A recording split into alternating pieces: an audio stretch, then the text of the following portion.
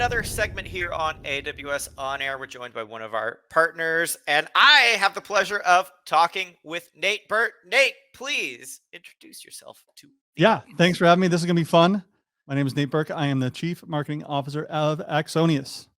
Axonius. Now, we're going to be talking all about Axonius for the next 10 minutes or so. But before we get into what y'all do over there, I thought it might be fun to talk a little bit about asset management because that's kind of primarily what you're most concerned with. And in the cybersecurity world, assets are everything. You can't do anything without a good inventory of your assets. But that kind of definition of what assets are has been changing a lot in the past, you know, 5 years, 10 years, even past 6 months, probably. Sure. Because I think we think of it as, our laptops, our phones, that's what you think of typically when you think of cybersecurity assets. But it's way beyond that. And that's what y'all are looking at over there. So you want to talk a little bit about asset management, why it's so important, how it's, different today. Yeah, I think you bring up a really good point. And when you're thinking about assets, that definition really does change, right? Is it just the devices that you have? Well, sure, that's part of it. But then what about your SaaS applications? What about, let's say, anything whatsoever that you need to manage and secure? And so, is that an asset? Is a user an asset? Is an identity different from a user? Is that an asset? And so, really, when we think about it, it's all of those things which we need to understand whether they're configured correctly, whether we have security controls in place, whether they're managed, whether there's a cost involved, is it involved with offboarding, onboarding. So there's a lot to it. And there's a lot to that definition. And you nailed it at the beginning. When I'm done with this sentence, that's probably going to change too. And next year it's It's going to be different. different as well. Yeah, and to me, an asset is basically where a vulnerability can grow, right? Like that's Sure. that's how I think about it. Is anything where a vulnerability might pop up, that's probably an asset that I'm going to want to be paying attention to. But what's so difficult about getting an inventory of, of your assets? Why is it? I think in past decades, you had a very small footprint as a business, especially digitally, right? But as things have moved on to the internet, I think Yeah. that's gone are the days where this was a human problem. Yeah. So I'm going to give you two answers. One just popped into my head because I love it. So I don't know if you know, Fernando Montenegro he's an analyst, and I was talking to him about this problem once, and he's like, "Oh, it's the turtle problem." I'm like, It's turtles all the Fernando, way I down. need you to tell me more. And he's like, "Well, imagine that you have two turtles, and someone says, I want you to be responsible for making sure that they don't run away and get into trouble. You're probably going to be fine with two turtles. What about 10 turtles? You might be fine. What about 2,000 turtles? At some point, even though they're turtles and you're standing around them, and turtles generally don't get in a lot of trouble, at some point you're going to hit a point where there's too many turtles for you to manage and secure. And it's the same thing with assets. I'm like, I love that. I'm going to use that, but I'll give you credit for that. But I think like Wow. realistically, and we talked about this before, is at some point you get to a scale where things move too fast for humans. And by that I'm saying your cloud environments, your SaaS applications, the data, the devices you have, whether they're virtual or on-prem or someone's laptop, there's just too much for human beings to be able to keep track of, to understand when things change, to understand configuration details. It just can't. It becomes a non-human problem at some scale. If you're the pizza shop down the street, that might not be your problem. You might have other issues, but at some point, it's just too much for people to handle. I mean, all this pizza and turtle talk. Come on, you know what you're doing Are we here. going to Ninja Turtles? Well, Okay, I mean, I'm going. if you could maybe handle a couple turtles, but if you get handed a couple teenaged mutant ninja turtles, then they do get into a lot of trouble, and they are a lot of trouble for a pizza shop too. So there you go. Anyway, Nate. Yeah. So I mean, it's a huge challenge to actually know what's out there. I mean, that's one of the biggest challenges when you're facing any cybersecurity problem is how do I make decisions on what to go out and patch, what to go out and investigate if I don't even know what's out there. And I think a lot of people don't. know what's out there in their organizations, and sometimes uh, don't even know where to get started. So, what's the solution, Nate? What can I do when I'm faced with this challenge? Yeah, so everybody has this problem that I talk to, and I have a lot of good stories of exactly that conversation where I remember starting out asking people back in the early days, so tell me how many devices you have, and they'd say, I don't know, between 10 and 100,000. Um, And that might and change in the next 5 minutes. exactly. And so, at the very beginning, I just was scratching my head. I'm like, I think I'm asking this question wrong. And what I learned was, no, it's that it's very difficult at a certain size to really know what you have with any certainty, and it ends up being a range. And so our whole approach and our whole idea that is the reason we started this company is that all the data is there. You have the data. The problem is that it just lives in a bunch of different silos, and those silos don't talk to each other, right? So let's say I want to today get a like really really super accurate asset inventory. Well, I've got a bunch of tools, right? So I can ask the networking gear, what do you see there? So that tells me a subset of things that have showed up on the network. Not a ton of detail or granular information about those things, but gives me something. And then on Windows devices, I have a certain agent. It gives me even more detail, tells me what software is installed, a bunch of stuff. Doesn't tell me anything about Macs or Linux machines, but that's okay. Then I have my VA scanner that knows some stuff. I've got maybe a NAC solution, maybe a bunch of other things that all know their piece. Now, in its totality, when I look at everything, I have a solution that knows pretty much about every device, no matter what, as long as it accesses a corporate resource, even if it's something remote in someone's home.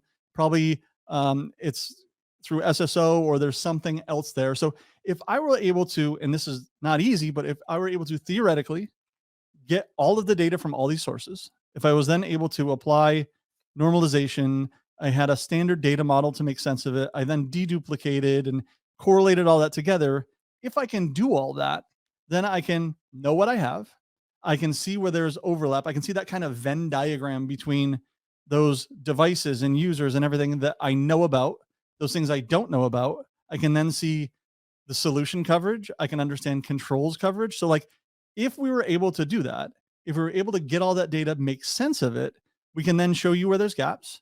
We can then let you ask questions that span all these different data sources and then decide what action to take. And that's exactly the approach we took. And that's what we do at Axonius.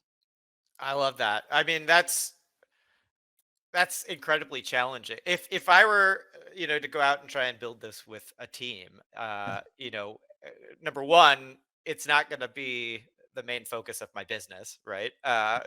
It's stuff that I have to do just because you have to do it to have it in place. But it's also going to be incredibly challenging too, because all of these different footprints of all of these different assets are completely, scanning and Yeah. inventorying a server is way different than a SaaS application.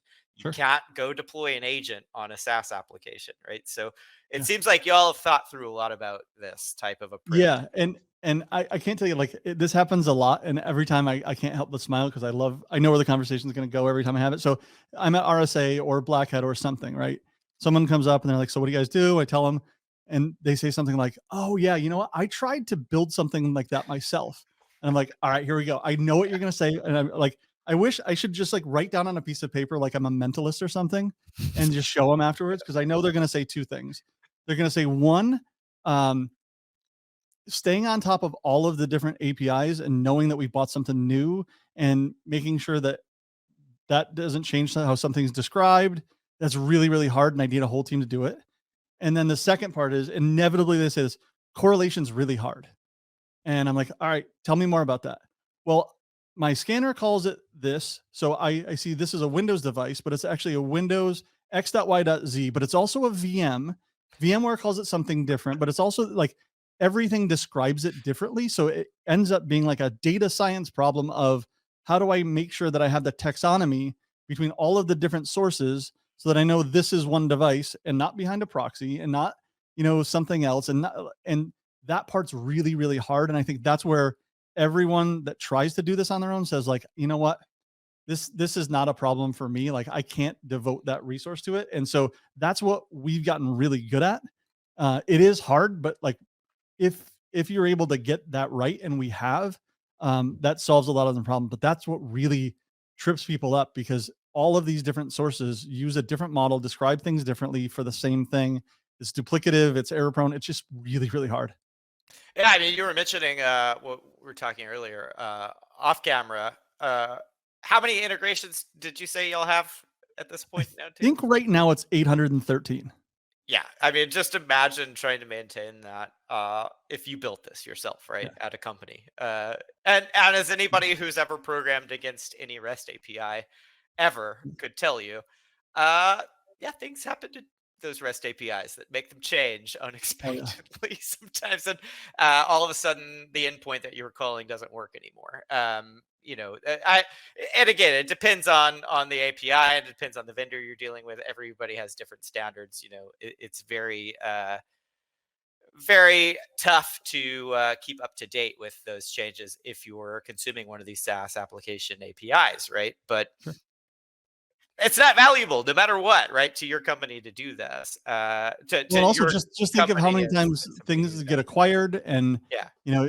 somebody buys someone else and that changes, and then it goes like all of that just changes all the time. Right, right, totally. So that's your problem Right. over there, Yes. and that's something that sounds really compelling to me. Like that, right? Alone is something that's really nice. I don't have to worry about. Oh, they changed Right. the API endpoint on us. Nope, like don't have to worry about that. That's nice. Um, well, great, Nate. Anything you want to leave our viewers with? How do they get started? Where can they learn more? That type uh, of idea, and then also, can you tell us a little bit about the visibility that we get from using the product? Also, into these assets. Yeah, sure. So I'll reverse the order so I can Yeah, end on thank the you. and go to our website thing. But yeah, so it, when it comes to the visibility, like, so you had mentioned we've got all these 800 or so integrations. We call them adapters, right? So what customers end up doing is they just go to the adapter screen and just say, I use AWS, I use, this for endpoint, I use this for a scanner, right? They just pick the things, give it credentials. The system immediately starts pulling back data on assets, on devices, users, SaaS applications, software, all of those things, right? And so once they've done that, and once the system has that discovery cycle, it immediately shows them something that they didn't see before, which is like the unique count of devices. And right from there, that's when they're like, all right, so what am I going to do now? And then the first thing they're going to do is, well, how about this? Show me anytime there's a Windows device missing an endpoint agent, like a CrowdStrike or SentinelOne or whatever, right? And so then they see that number, and they're like, that wait a minute, that can't be right. And then they see these devices, and they're like, oh well, wait a second, you know what? This is on a different subnet.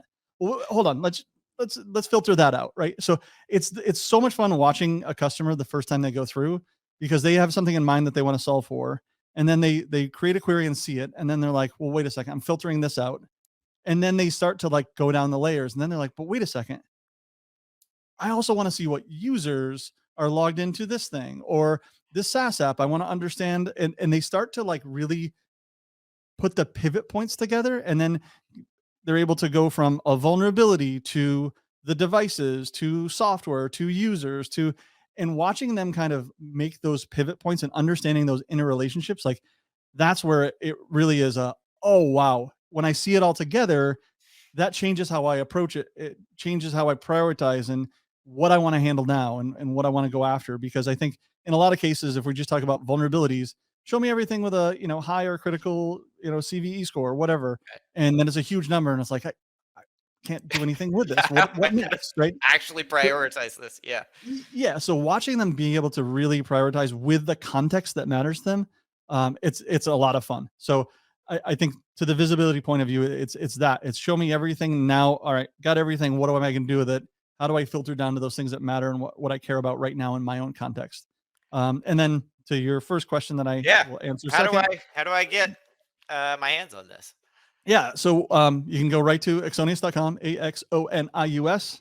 I know it's a tough name. I apologize to all of you. We have free trials right from the website. So you can do a trial. We have product tours where you can see it. If you want to book a demo and talk to someone, you can do that as well. But yeah, it's all right there on the site. I love it. It sounds hugely important what y'all are doing, unlocking this data for security teams to be able to make more informed decisions, because that's the key to any security program. Is if you don't have the data, how do you make the decision? How do you prioritize? Like you were saying, a Yeah. huge list of high vulnerabilities.